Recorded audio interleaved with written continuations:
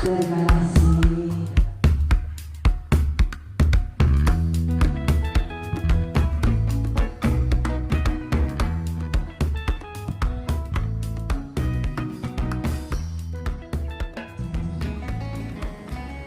Ada yang mewakili? Kepada yang saya hormati Bapak Roni, disilakan. Bismillah. Assalamualaikum warahmatullahi wabarakatuh. Yang saya hormati Pak Kadis, Pak Muksin, kemudian Pak Fuad, terus Ibu Kepala Sekolah, kemudian Pak Fadli, Ketua Edukasi Pak, serta yang saya banggakan adik-adik semua. Alhamdulillah, pertama-tama tentu adalah kita panjatkan bersyukur kita bisa bertatap muka dalam acara JMS ya, Jaksa Masuk Sekolah di SMPN 1 Parege. Saya tadi sudah mendengar semangatnya nih Pak ya. Mungkin ada yel nggak di sini? Yel ada nggak? Coba, ada punya yel nggak? Nggak punya ya? Masa nggak punya? Ada yel-yelnya? Coba, biar saya lihat semangatnya deh. Ayo. Ini live Instagram soalnya nih, di medsos langsung. Ayo, monggo berdiri. Coba dipimpin satu orang. Berdiri, semua berdiri. Ayo. Yelnya dulu, coba. Ya. Tepuk tangan. Iya. Peduli. SMP Negeri 1. Pare. Yes. Coba yang pare yesnya coba terakhir. 3. Pare ya, Pak. Pare. Yes. Nah, gitu ya. Terima kasih. Silakan lanjut lagi. Gitu. Kok masih pare ya? Kita dari tim hukum Kejaksaan Negeri Kabupaten Kediri diberikan waktu dan kesempatan untuk bertatap muka dengan adik-adik yang penuh semangat ya, dalam rangka kita program Jaksa Masuk Sekolah. Agenda hari ini kita datang ke hadapan adik-adik itu dalam rangka mengenalkan hukum ya, mengenalkan aturan sejak dini kepada adik-adik. Kenapa? Karena tanpa kita sadari, kadang-kadang pergaulan kita sehari-hari itu tanpa disadari melanggar. Makanya dari sekarang kami tim Kejaksaan Kabupaten Kediri mengenalkan sama adik-adik apa sih yang nggak boleh, apa sih yang boleh, perbuatan apa sih yang dilarang dan yang tidak dilarang.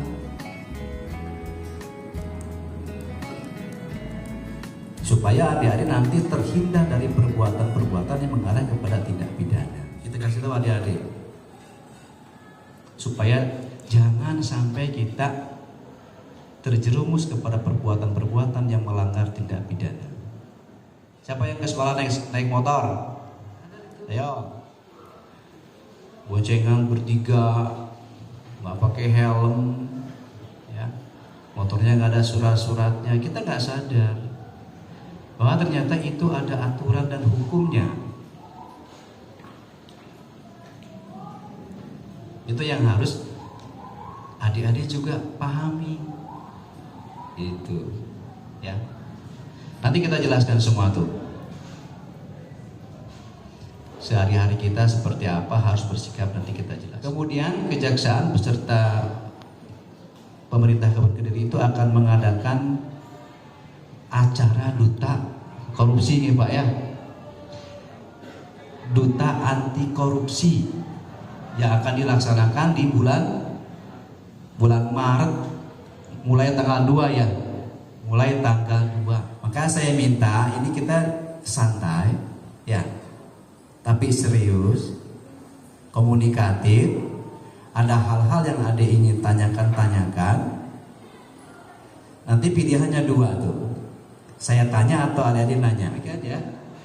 Selamat mengikuti, serius, tapi jangan takut dan jangan tegang.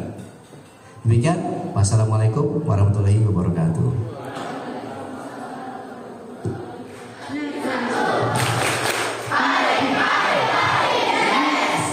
Warahmatullahi wabarakatuh. Salam sejahtera bagi kita semua. Om Swastiastu, Namo Buddhaya, salam kebajikan. Salam. Yang saya hormati dan semuakan, adik-adik semua sehat semua? Sehat. Mana yang tadi yang terakhirnya tadi yang yel yang terakhir? Ah itu coba. Pare. Yeah. Oke sebentar. Yesnya bareng-bareng ya. Saya pare-parenya ya. Pare. Pare. Oke, terima kasih semangatnya. Sebelumnya saya kenalkan dulu nih ya. Nama saya Pak Roni. Saya kasih intel Kejari Kabupaten Kediri. Itu yang di belakang di depan adik-adik Pak David, kemudian Pak Johan itu di tim di bidang intel. Nah, sebelum saya cerita panjang lebar, tadi kan sempat ditawari tuh siapa yang mau jadi jaksa. Kenapa nggak mau jadi jaksa? Coba, satu orang, kenapa nggak mau jadi jaksa? Kenapa nggak mau jadi jaksa? Baik. Kenapa nggak mau? Oke, saya perkenalkan dulu. Mas, ada videonya mas? Dita, adik-adik simak dulu tugas dan fungsi kejaksaan lewat video ini ya. Tahukah Anda bahwa kita sebagai warga negara Indonesia memiliki hak dan kewajiban yang sama dalam hukum? Hal ini tercantum dalam Undang-Undang Dasar Negara Republik Indonesia tahun 1945 pasal 27 ayat 1. Ini berarti setiap warga negara Indonesia berhak mendapatkan perlindungan hukum, sekaligus memiliki kewajiban untuk menghargai dan mematuhi hukum yang berlaku di Indonesia. Banyaknya pelanggaran hukum yang terjadi di negara kita memberikan gambaran bahwa supremasi hukum belum dicapai. Untuk itu, setiap warga negara Indonesia harus melek hukum. Dengan mengenal hukum, kita tahu apa saja hak dan kewajiban kita dalam hukum, sehingga kita bisa menghindari terjadinya pelanggaran hukum. Bagaimana jalannya proses hukum di Indonesia? Bicara proses Saksi, terus korban, terus satu lagi paling penting, tersangka. Kalau udah bersidang kan namanya terdakwa. Oke. Dari beberapa pihak itu, wah masih belum laku dengan kejaksaan. Siapa yang terdakwa? Di jaksa mau jadi polisi itu dimulai dari sekarang ya. Motivasi dalam hati adik semua, bagaimana saya bisa mencapai ke sana? Karena kalau sekali adik-adik kena persoalan tindak pidana, maka akan sulit. Karena ada catatan kriminal. Ibunya bikin SKCK ini enggak catatan tidak baik. Nggak bisa. Ya. Nggak bisa. Makanya dari sekarang tujuan kami sedikit. Jadi saya balik lagi tugas jaksa. Jaksa itu pertama, jaksa itu mewakili masyarakat dalam hal penegakan hukum. Misalkan ada korban pemukulan, terus lapor ke polisi. Ya, ini ilustrasinya.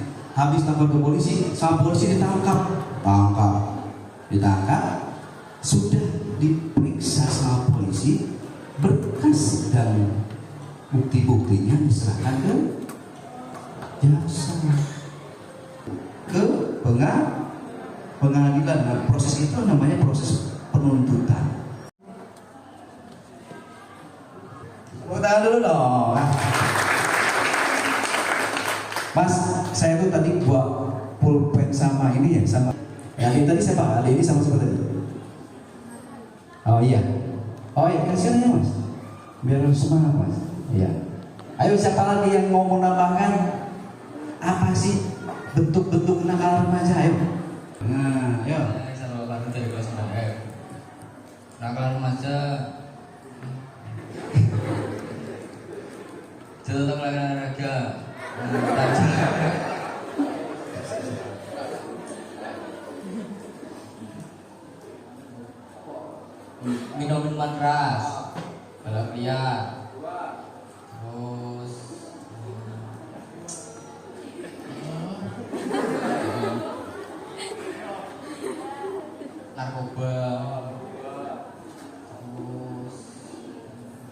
pacaran.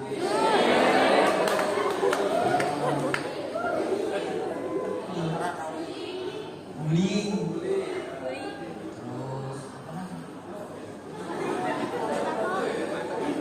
Terus apa? Ya, ada itu tuh. Biar semangat. Nah, iya. Terima kasih ya. Siapa namanya? Yang waktu tadi apa aja? Minuman keras, pacaran, tawuran, rokok, berlebihan,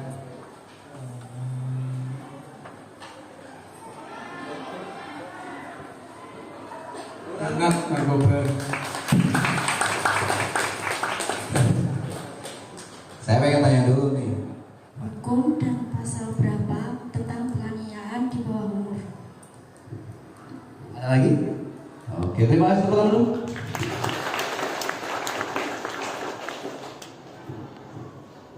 Dan pasal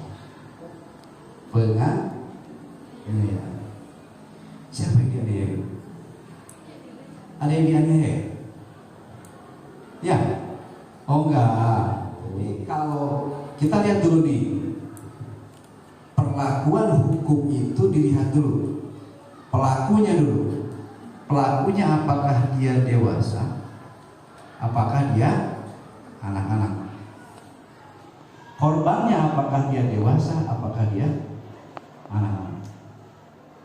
Ya. Kalau dia pelakunya dewasa, Siap. Baik, ini sebenarnya kan acara rutin ya. Ini kan acara dari pusat. Jadi kejaksaan itu ada acara, salah satunya adalah acara program jasa masuk sekolah. Di sini aja kita dari tiap tahun ada semua. Pas ini yang pertama dulu. Tahun ini kita yang pertama di SMK ya. Ya tujuannya ini mas, kita dari awal, dari sejak dini kita menanamkan kepada para siswa-siswi di sekolah SMP, kemudian ada di SMA juga, kelas di SD juga. Tujuannya adalah supaya anak-anak itu sudah mulai tahu mana yang perlu, mana tidak perlu, mana boleh, mana tidak boleh, mana yang tidak boleh. Rata-rata ya, yang saya lihat sih mungkin masalah bully ya mas. Masalah bully kan kadang-kadang anak tak menyadari itu ya, bahwa banyak sikap-sikap mereka itu tanpa disadari menyakiti atau menunjukkan teman-temannya sendiri. Kemudian juga narkoba, kemudian yang paling seringnya sebenarnya mereka nggak sadar, terlalu lintas. Mereka nggak punya SIM, nggak punya helm, nggak pakai helm, dan surat-surat juga motor juga nggak ada, tawuran, balapan, ini kita antisipasi.